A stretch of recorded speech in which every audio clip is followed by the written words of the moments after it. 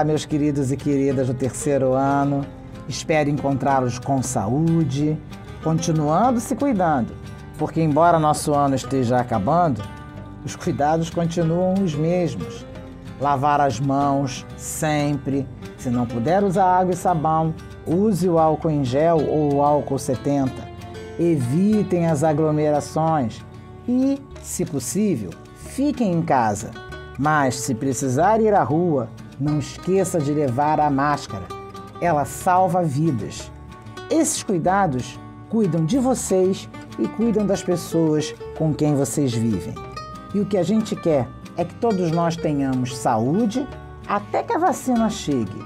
E aí nós possamos ficar livres dessa pandemia e voltarmos à nossa vida normal. Como eu disse, nosso ano está acabando. E terminando esse ano, a gente termina com os contos maravilhosos. E nós estamos nesse universo das 1001 Noites. Vocês se lembram da última história? Sherazade contou para o seu marido, o sultão Shahriar, a história de Aladim e a lâmpada maravilhosa. E o sultão gostou. Ela disse que, se lhe permitisse, ela tinha uma outra história para contar. Ele pediu, que ela esperasse, porque durante o dia ele tinha que fazer as suas obrigações de sultão, mas que à noite ele voltaria para ouvir mais uma história.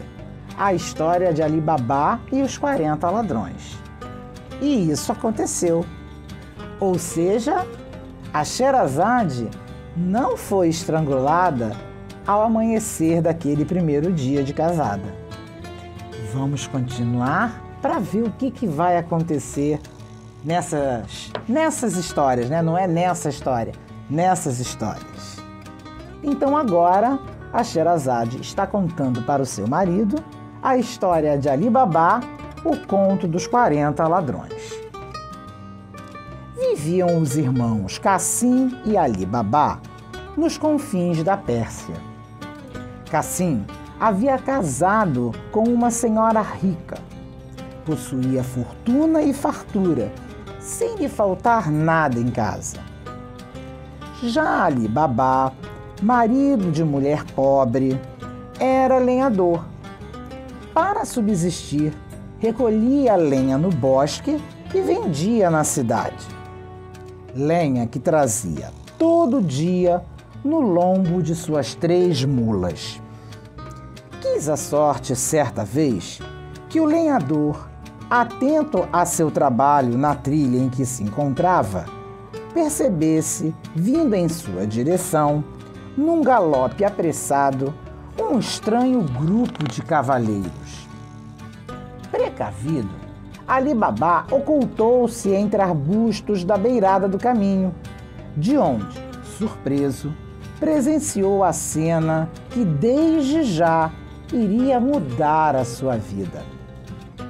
Tais cavaleiros, ao todo 40, todos muito bem armados, traziam com eles vasta carga, bastante mercadoria devidamente ensacada. Algo, sem dúvida, um tanto suspeito. Sem que notassem a presença próxima de Ali Babá, tais cavaleiros apearam diante de vultoso rochedo, um pouco mais adiante. Agrupados, gritaram a uma só voz: "Abre-te, sésamo!" Ante o assombro do lenhador, abriu-se o rochedo e, por sua passagem, entraram os 40 homens. Logo em seguida, fechou-se a entrada da grande pedra. Ali Babá, assustado, não se moveu de onde estava e fez bem, pois, sem demora, abriu-se a rocha pela segunda vez e dela saiu o mesmo grupo de cavaleiros, indo em cavalgada ligeira até perder-se de vista, antes cuidando de ordenar que o rochedo se fechasse. "Fecha-te, sésamo!" bradaram. Após assegurar-se de que aqueles homens não regressariam, o lenhador caminhou até a pedra e repetiu as estranhas palavras que antes ouvira. Abre-te, Sésamo! O rochedo lhe franqueou a passagem e, uma vez dentro da profunda caverna, então encontrada, Ali Babá ficou perplexo com o que viu. Deparou-se com infindável riqueza, vasto tesouro, fortuna jamais imaginada por ele.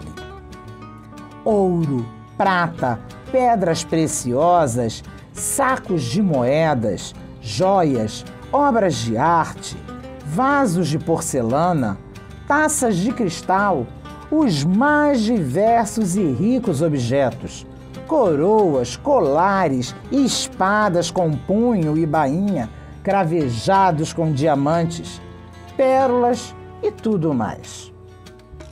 Sem dúvida, aqueles 40 homens eram 40 ladrões e ali era o esconderijo secreto de seus assaltos e roubos. Homem astuto, Ali Babá nada levou consigo que pudesse chamar a atenção dos ladrões. Apenas tomou para si certa quantia de moeda, algum ouro, mas tantas joias, objetos antes guardados em sacos e baús, encontrados na parte mais profunda da caverna. Retirou-se e, diante do rochedo, gritou as conhecidas palavras mágicas. Fecha-te, Sésamo! Sendo assim, imediatamente obedecido. Sem mais, regressou à cidade. Nada contou a mais ninguém. Apenas revelou o fato à sua esposa, que se mostrara contentíssima ao ver a fortuna trazida pelo marido. Antes, lhe rogou que, para a segurança dos dois, guardasse absoluto silêncio a respeito daquela promissora novidade. Nos dias seguintes, Cassim estranhou o que acontecia ao notar que a sorte de seu irmão havia mudado e que a fortuna parecia lhe sorrir. Invejoso, ainda que rico, foi até a residência de Ali Babá. Ao constatar que o irmão realmente havia mudado de vida, por evidentes sinais de riqueza apreciável na sua casa, Cassim, insistente, procurou saber qual a origem de tão repentino enriquecimento. Ali Babá, homem sem maldade, bondoso e ingênuo, confiando em Cassim, lhe revelou a história da caverna secreta dos 40 ladrões. Antes, rogou ao irmão que guardasse com ele tal segredo, agisse com cuidado e sem precipitação, pois tratava-se de algo extremamente perigoso. Cassim, ganancioso, não deu importância às advertências de Ali Babá. No mesmo dia, com 10 mulas e muitos sacos, foi até a caverna dos ladrões. Aberto o rochedo, entrou e ordenou que fechasse a porta.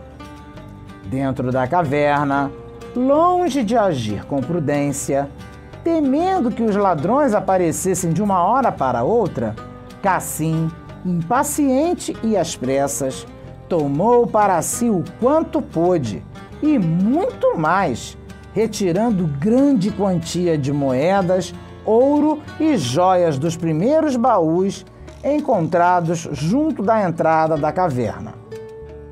Era tamanha a carga que as 10 mulas mal podiam aguentar o peso do que ele se dispusera a levar. Agitado, nervoso na hora de abandonar o lugar, Cassim se esqueceu da fórmula mágica que abria a porta do rochedo. Pôs-se a gritar: Abre-te, Sémastus! Abre-te, Césero! Abre-te, Solestes! Ansioso, desesperado, por fim, Cassim viu-se aprisionado na caverna, ainda que não por muito tempo. Menos de 2 horas depois, regressaram os ladrões, pronunciaram suas palavras mágicas e entraram. Surpresos, viram as mulas de Cassim e, sem demora, encontraram o irmão de Ali Babá. Impiedosos, imediatamente mataram e esquartejaram Cassim. Reunidos em assembleia, os 40 ladrões ainda discutiram bastante e se perguntaram de que modo aquele intruso descobrira o segredo do rochedo. Mas não chegaram a nenhuma conclusão que lhes explicasse o estranho fato. Sem mais o que fazer, numa clara advertência a quem viesse, penduraram os pedaços do corpo esquartejado de Cassim do lado de fora do rochedo.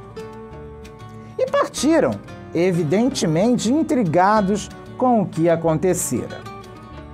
À noite, a esposa de Cassim, estranhando a ausência do marido, foi à casa do cunhado.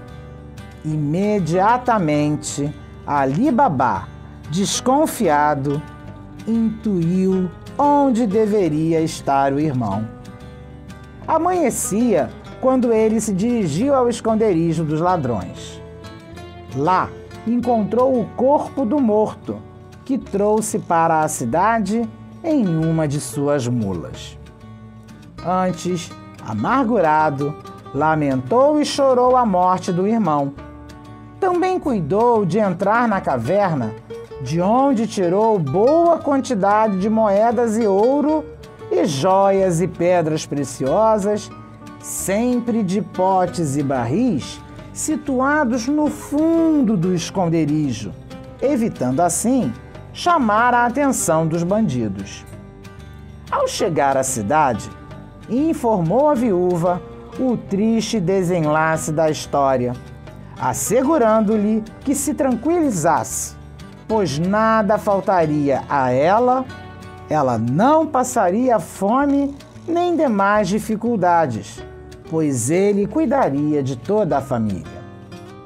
Confirmou suas palavras, enterrando no jardim da cunhada boa parte da fortuna que trouxera de sua segunda visita à caverna dos bandidos. O que deixo aqui escondido é nosso e nos servirá com fartura, assegurou a viúva.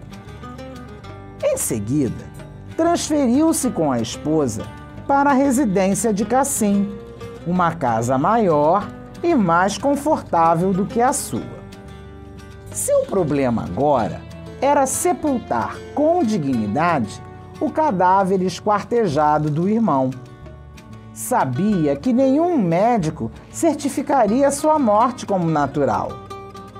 Ciente disto, Ali Babá ordenou a Margiana, sua fiel empregada, que fosse à oficina de um conhecido sapateiro especializado em remendar couro, que, mediante o pagamento de uma moeda de ouro e sem mais lhe contar o que teria de fazer, trouxesse o homem de olhos vendados até sua casa para costurar as partes do corpo esquartejado de Cassim.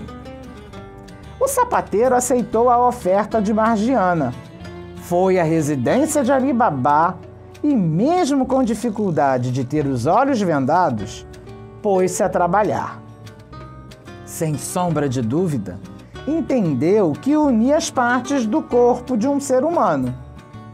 Preferiu, entretanto, manter-se calado para evitar encrenca, mesmo porque precisava de dinheiro e aquele era um pagamento valioso para o serviço solicitado. No dia seguinte, envolvido em grande mortalha, apenas com seu rosto à mostra, Cassim foi oficialmente considerado morto por um médico, sendo então sepultado. Os bandidos, contudo, mantinham-se inquietos. Se alguém descobrira o segredo da caverna, com quem mais essa pessoa compartilhara sua descoberta? Precisavam estar seguros disto e tomar as devidas providências, de modo a evitar futuros imprevistos, garantindo assim a impunidade deles, mas a preservação dos seus roubos. Por conta disto, todos os 40 ladrões se espalharam incógnitos pela cidade, com ouvidos bem atentos à cata de informações. Eis que chegou a um dos 40 bandidos a surpreendente e estranha história de um sapateiro. Este contara em segredo a seu vizinho que havia costurado as partes de um corpo humano perversamente retalhado. Mesmo sem acreditar nessa conversa do sapateiro, o vizinho, também em segredo, passou a história adiante e, de boca em boca, o fato alcançou os ouvidos desconfiados de um dos ladrões. Bastou uma moeda de ouro e o ladrão, rapidinho, conseguiu que o sapateiro de olhos vendados recordasse e refizesse todo o percurso até a casa do morto esquartejado. O bandido desenhou com giz uma grande cruz na porta da casa localizada. Daí, regressou à caverna da estrada, indo ao encontro dos seus comparsas. Na manhã seguinte, Margiana, ao sair cedo para ir às compras, viu a marca da cruz e cuidou de apagá-la. Por conta disso, à noitinha, os 40 ladrões não localizaram a casa procurada. De novo, discretamente, um dos bandidos, com nova moeda de ouro, levou o sapateiro a refazer, de olhos vendados, o mesmo percurso até a casa do morto e, mais uma vez, marcou com um giz uma cruz na porta da residência encontrada. Pela manhã, Margiana, ao rever a cruz, intuiu que acontecia algo de errado, suspeito ou ruim. O que fez foi marcar com outras cruzes todas as portas das casas da rua. À noite, os ladrões se sentiram novamente enganados. Desta vez, foi o próprio chefe do bando quem se encarregou do caso. Guiado às cegas pelo sapateiro, que boa fortuna fazia com as moedas de ouro recebidas a cada dia, localizou a casa, mas não marcou a porta. Tão somente memorizou o endereço da residência e regressou à caverna, indo ao encontro dos seus comparsas. 2 dias depois, tinha seu plano de ataque devidamente traçado. Restava agir e, sem demora, a quadrilha pôs-se em ação. Os ladrões haviam comprado 20 mulas e 40 barris de azeite, 39 vazios e um cheio de óleo. Cada um dos bandidos se escondeu num dos barris vazios levados pelas mulas. À noitinha, o chefe da quadrilha, no comando de sua tropa com 20 mulas, apresentou-se na vistosa casa em que vivia Ali Babá. Pediu ceia e pouso para ele e seus animais, pois, conforme explicou, todas as pousadas da cidade estavam cheias e, desde muito, sabia da generosidade de tão rico senhor, dono de tão imponente residência. Ali Babá prontamente atendeu a visita. Ordenou a seus serviçais que guardassem os 40 barris do homem na adega da casa e que reunissem as 20 mulas para descansar no estábulo. Trouxe o tal comerciante, guia de tão rica tropa, para dentro da casa. Que viesse cear e repousar. No decorrer da ceia, mais à noite, Margiana percebeu que faltava azeite na cozinha.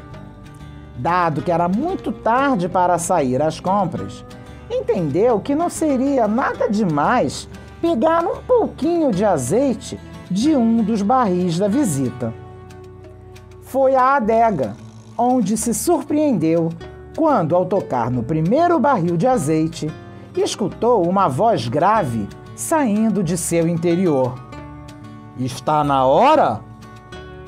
Normalmente, teria gritado assustada, mas não o fez. Lembrou das marcas de giz na porta da casa. Olhou cada um dos barris. Recordou-se dos estranhos momentos vividos por ela e por todos na residência desde a morte de Cassim. Seu corpo esquartejado, a presença do sapateiro de olhos vendados, costurando as partes do morto. Confirmou ainda mais o seu estranhamento com a repentina e crescente riqueza daquela família. Em meio a tais pensamentos, com astúcia, voz grave e grossa, respondeu à pergunta de alguém que sabia escondido no primeiro barril. "Ainda não! Não está na hora! Mantenha-se aí! Chamarei na hora certa!" Foi o que disse. Tocou barril após barril, e deles ouviu a mesma pergunta, e a cada um deu a mesma resposta. "Está na hora? Ainda não! Não está na hora! Mantenha-se aí! Chamarei na hora certa!" Repetiu. Apenas um barril manteve-se calado. Era o que continha azeite. Margiana não perdeu tempo. Voltou à cozinha, onde ferveu alguns enormes caldeirões de água que levou à adega, vertendo a água fervida em cada um dos barris. Assim, pôs fim à vida dos 39 ladrões. Não contente com isso, e ciente do risco que corria seu bondoso senhor ao ter em casa o chefe daquela perigosa quadrilha de assassinos, apresentou-se no salão onde acontecia a ceia, oferecendo-se para dançar em homenagem ao convidado. Sua oferta foi recebida com satisfação e aplausos. Margiana pôs-se então a dançar com fina elegância, aproximando-se cada vez mais do chefe dos ladrões, até colocar-se a seus pés numa reverência sedutora.